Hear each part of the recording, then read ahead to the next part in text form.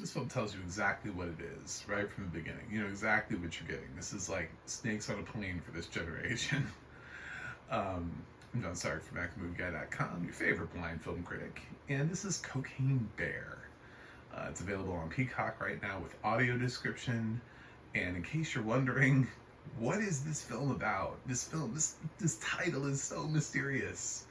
It's about a cocaine bear, a bear that's on cocaine. Yeah. It has quite an impressive cast that signed up for this. It's directed by Elizabeth Banks. I noticed it was produced by Phil Lord and Chris Miller, the guys that, among many things, have done like the Lego Movie. It's just, yeah, they've been popping up around 21 Jump Street, a couple things that just, they're good on comedy. When I see that duo attached to something that's supposed to be funny, I'm like, oh yeah, okay, this is going to be interesting. I haven't really seen them do horror comedy, but then again, they're not directing; they're just producing. So that was a nice little thing to see their name in the opening credits, or hear it, I guess, because I was listening to audio description on the cock, and yeah, it's an interesting cast. Alden Ehrenreich, Ray Liotta, Margot Martindale, just a bunch of random people thrown into this situation. Sort of like a lot of horror movies have, where it's just a group of people who seem to be thrown into the same situation. Survival movies have this too. The disaster survival films, when you think about movies like Independence Day, those people don't always go together. Even a film like Poseidon, I'll bring up Poseidon. Nobody brings up Poseidon. But if you think about Poseidon, it's really just, you end up following just sort of like a random group of survivors that they don't really mesh together. They're not like, it's not like one family that you're following through this whole thing. So that's what Cocaine Bear is. It's just a bunch of different people that are thrown into this mix. And the plot is that a guy was flying over this national forest, and he was going to jump out of the plane, and he tossed the cocaine out in these sacks, and then he was going to parachute, but he's a dumbass, and thus these things his bags are in the woods, and a bear finds them. And the bear, becomes addicted to cocaine, and also has terrible mood swings. Do not fuck with his cocaine.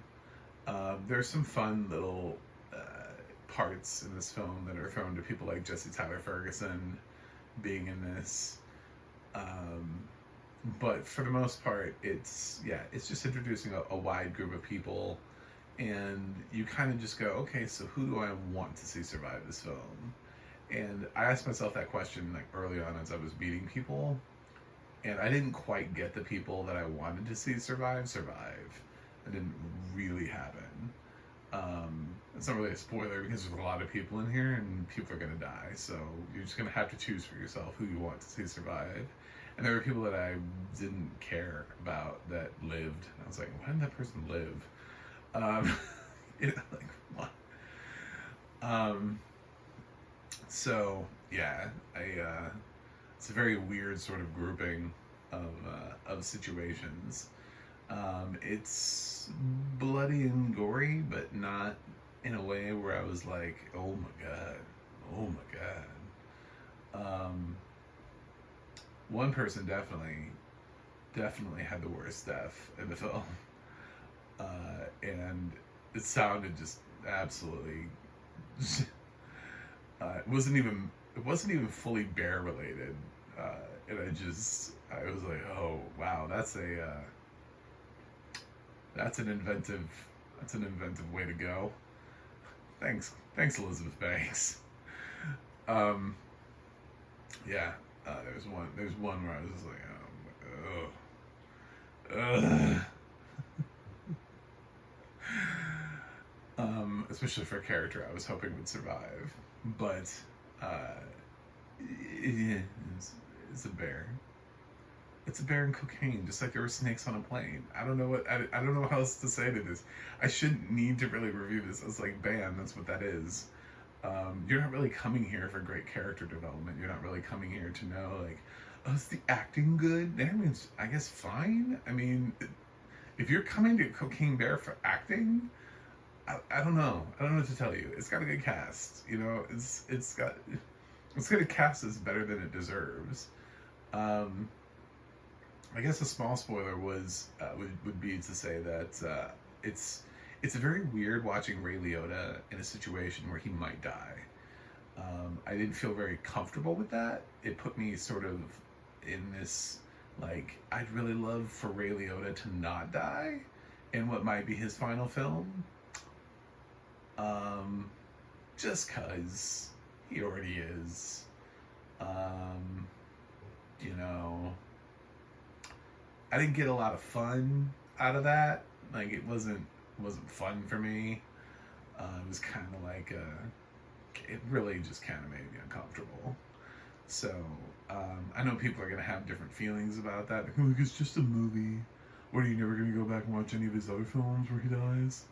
It's like, yeah, I don't know. Well, this is like, I mean, this is dedicated to Ray Liotta at the end of the film. Like, the last thing that you see at the end of the film is in memory of Ray Liotta or whatever. So, I don't know. Did I just spoil his death? I don't know, probably, but I didn't tell you how. Lots of people die in this film, most of the cast. So this film was just basically sending a whole bunch of people in the woods to be dismembered by a bear that's high on cocaine. It knows exactly what kind of film it is. So, yup.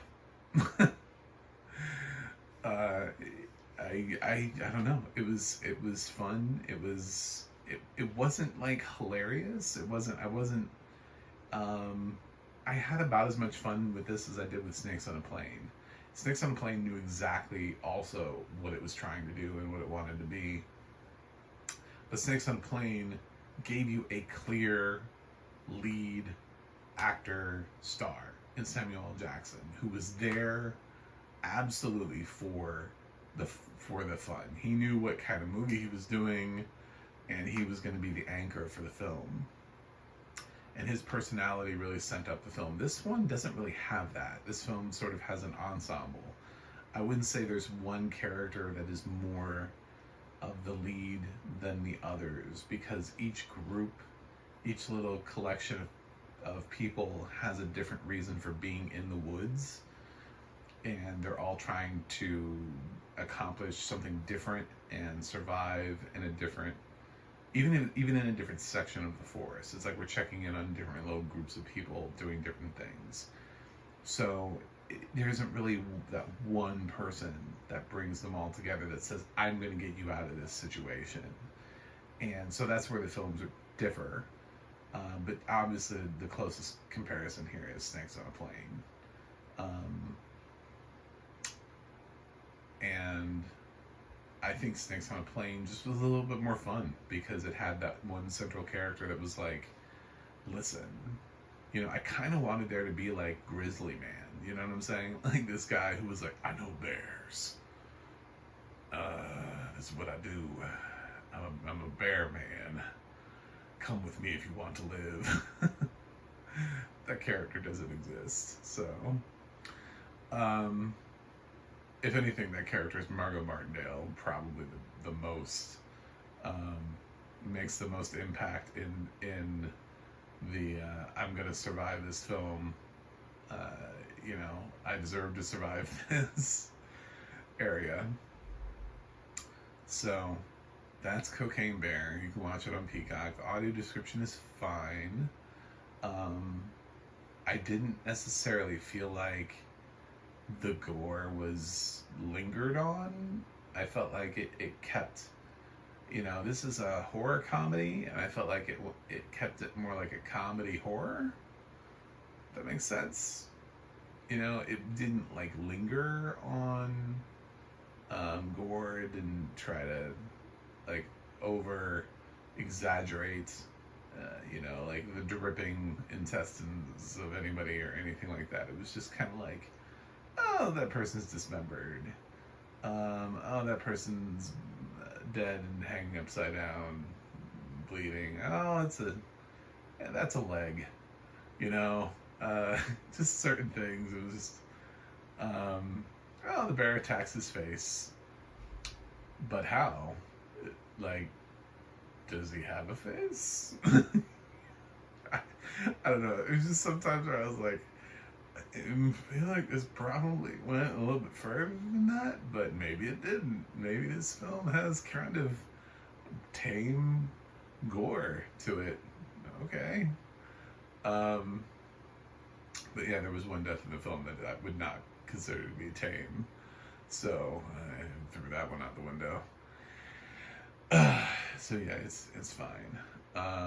It describes the cocaine, and there are kids in here. There are different levels of kids too. You have little kids, like younger kids, like 10, like 13, 12, 13, something like that. And then you have like teenagers that are older, and they will give you absolutely completely different reactions as to, who deserves to live and die, who's annoying, who's not, in this film. So, and they're in two different storylines. So within the film, they're not in the same group. That's Cocaine Bear. I wish there was more deep stuff to talk about here, but it's a film about a bear that likes cocaine. That's what this is, and it's supposed to be fun. It's supposed to be silly, and it's supposed to be gory. And I think the film achieved that for the most part. Although I still kind of felt like more could have been had out of this. There's some unnecessary deaths that just it didn't leave me with the right group of people at the end of the film, where I was like, yeah, we won, guys. I was like, these guys were the ones who lived. All right, cool. So I guess not always do the best ones live. Not always do the best characters live. Sometimes the shitty characters live, and you're like, I don't know. But yeah, it definitely affected my desire to ever want to see this film again. I kind of felt a little, like Megan. I thought it was okay, but I didn't think, some people went nuts for that. This is all right. I'm gonna give Cocaine Bear a B. You can watch it. It's on Peacock with audio description. Let me know what you think in the comments, and please subscribe as usual if you have not subscribed already, so I can continue talking to you about films with audio description, so we can keep getting films with audio description. And I will have a website, MacMovieGuy.com. You can follow me on Twitter or Instagram at MacMovieGuy. You can go to the Audio Description Project, adp.acb.org. It'll let you know what is audio description, where you can watch it. And you can go to the ADNA.org. That's the ADNA.org. It'll let you know who's working on the narration for your favorite films and television shows. That's it. I will be reviewing something else for you guys, and I'll see you on the other side.